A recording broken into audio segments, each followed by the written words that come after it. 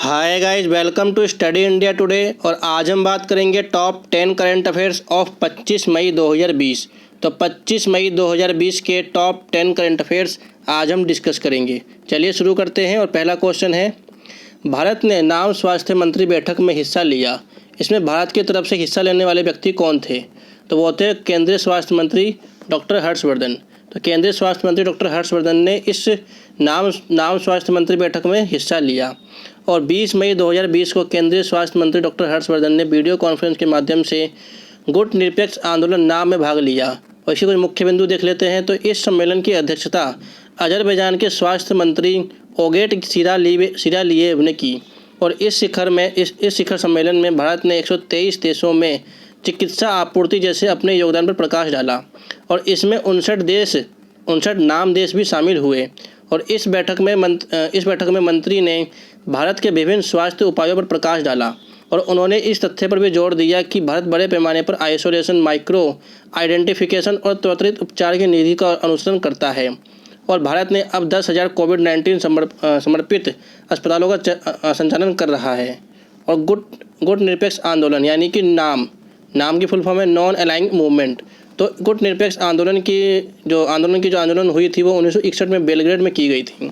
और इसमें भारत के तत्कालीन प्रधानमंत्री पंडित जवाहरलाल नेहरू तथा यूगोस्लाविया के राष्ट्रपति जोसेफ ब्रोज टिटो ने की थी। और ये शीत युद्ध के दौरान अस्तित्व में आया था। और इसका उद्देश्य नव स्वतंत्र देशों को किसी गुट, अमेरिका या सोवियत संघ में शामिल होने के बजाय तटस्थ रखना था। और गुट निरपेक्ष आंदोलन के 120 सदस्य तथा 17 पर्यवेक्षक हैं। और गुट निरपेक्ष आंदोलन के सिद्धांत। तो गुट निरपेक्ष आंदोलन के 5 प्रमुख सिद्धांत में परस्पर सम्मान, आपसी गैर आक्रामकता, समानता और पारस्परिक लाभ। और घरेलू मामलों में आपसी गैर हस्तक्षेप और शांतिपूर्ण सह अस्तित्व शामिल है। ओपन साइज संधि क्या है? तो ओपन साइज संधि है मुक्त प्रकाश संधि। ओपन साइज संधि है मुक्त प्रकाश संधि जो ओपन स्काई ट्रीटी 1 जनवरी 2002 को लागू हुई थी। और इसमें 34 सदस्य देश हैं। और ये व्यवस्था सदस्य देशों के बीच भरोसा बढ़ाने और संघर्ष को टालने के लिए शुरू की गई थी। अमेरिका के राष्ट्रपति डोनाल्ड ट्रंप ने हाल ही में घोषणा की कि अमेरिका अपने ओपन स्काई संधि में अलग होगा। संधि के बारे में, तो ओपन स्काई की संधि पर हस्ताक्षर 2002 में हस्ताक्षर किए गए थे। और इस संधि ने प्रतिभागियों के लिए कई हवाई निगरानी प्रणाली का स्थापना की। और संधि पर हस्ताक्षर करने वाले 34 सदस्य हैं। और अमेरिका और रूस दोनों ही संधि के हस्ताक्षरकर्ता हैं। संधि की मुख्य विशेषताएं। यह संधि निहत्थे हवाई अवलोकन को एक क्षेत्रीय स्थापित करती है। और इसके तहत हस्ताक्षरकर्ताओं के क्षेत्र पर अवलोकन की अनुमति है। यह आपसी समझ को बढ़ाता है और सभी प्रतिभागियों में विश्वास उत्पन्न करता है। समस्या क्या है? तो समस्या यह है कि अमेरिकी राष्ट्रपति ने संधि से पीछे हटने का ये घोषणा करते हुए आरोप लगाया है कि रूस इस संधि की अवहेलना की है। और डोनाल्ड ट्रंप के राष्ट्रपति बनने के बाद यह ऐसा तीसरा समझौता है जिससे अमेरिका अलग हुआ है। हस्ताक्षरकर्ता देश। तो इस संधि के हस्ताक्षरकर्ता देशों में United Kingdom, Canada, France, Germany, Spain, Italy, Finland, पुर्तगाल, स्वीडन, तुर्की, Belgium, Belarus, Croatia, Bulgaria, Bosnia और हर्जेगोविन और चेक गणराज्य, एस्टोनिया, डेनमार्क, जॉर्जिया, फिनलैंड, रूस, आइसलैंड, हंगरी, स्लोवाकिया, रूस, यूक्रेन और स्लोवाकिया शामिल हैं। और किर्गिस्तान एकमात्र ऐसा देश है जिसने इस संधि की पुष्टि नहीं की है। भारत की जापान के साथ ऐसी ही संधि है। भारत और जापान ने 2017 में ओपन स्काई समझौते पर हस्ताक्षर किए थे। भारत ने राष्ट्रीय नागरिक उड्डयन नीति 2016 के अनुसार इस समझौते पर हस्ताक्षर किए थे। बांग्लादेश ने इस प्रोटोकॉल पर हस्ताक्षर किए।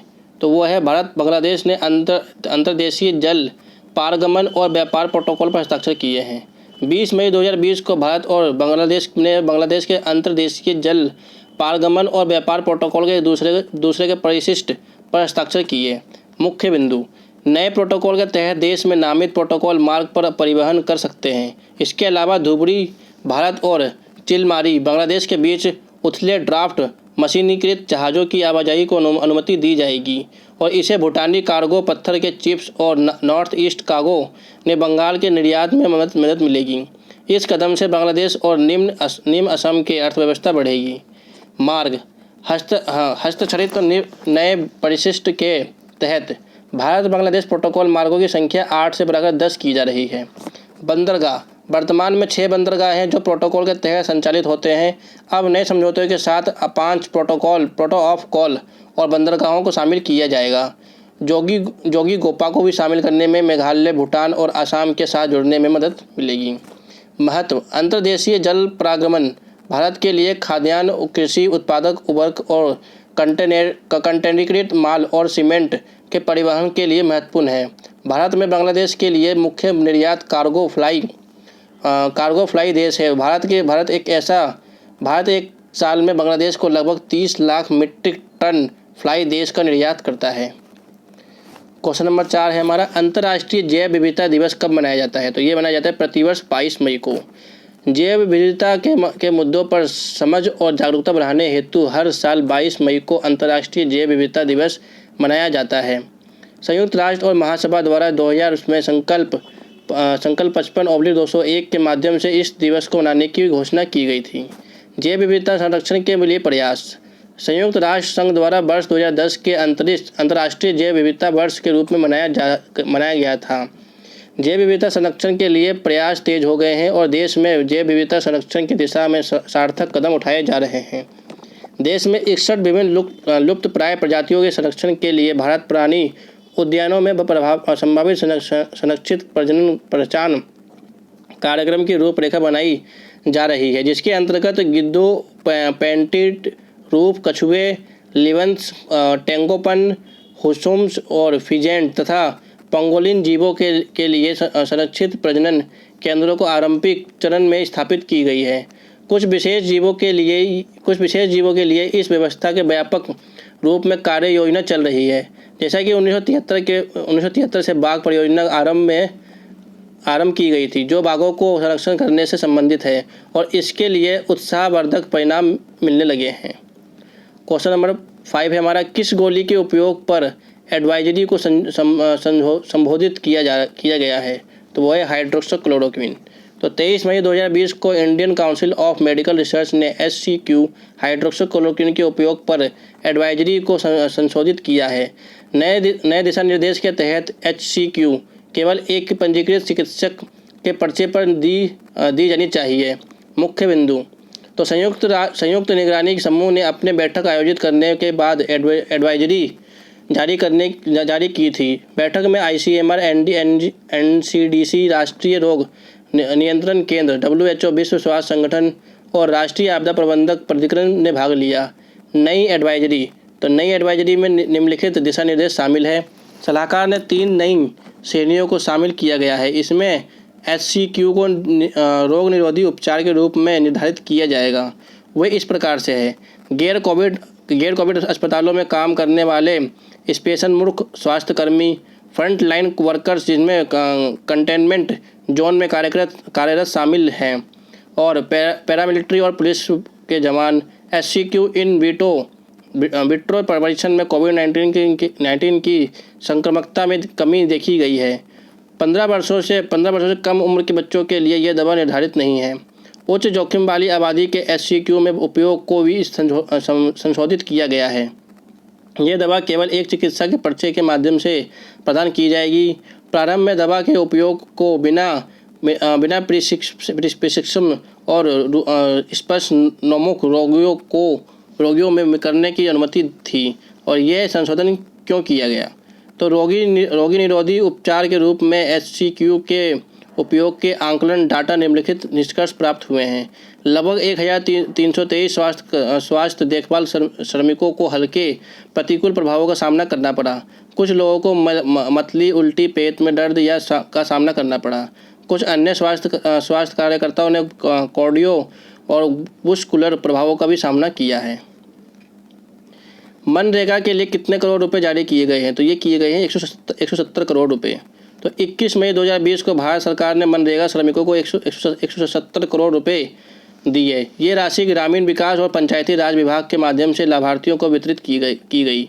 मुख्य बिंदु, विभाग ने 20 अप्रैल 2020 से मनरेगा महात्मा गांधी ग्रामीण रोजगार गारंटी अधिनियम के तहत 14,000 से अधिक विकास परियोजनाएं शुरू की है। इसमें 8,300 प्रधानमंत्री आवास योजना के अंतर्गत आवास परियोजना और 1,670 जल संरक्षण परियोजनाओं को शामिल किया गया है।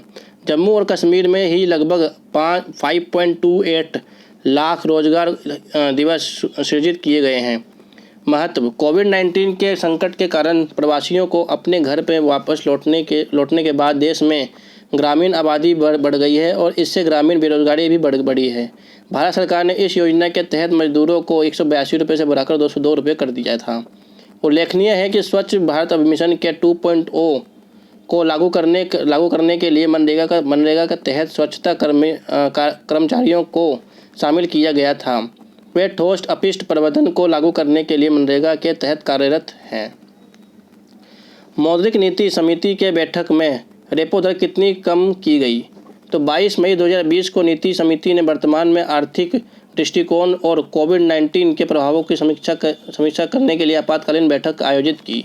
मुख्य बिंदु, आरबीआई ने रेपो रेट को 4.4% से घटाकर 4% कर दी है।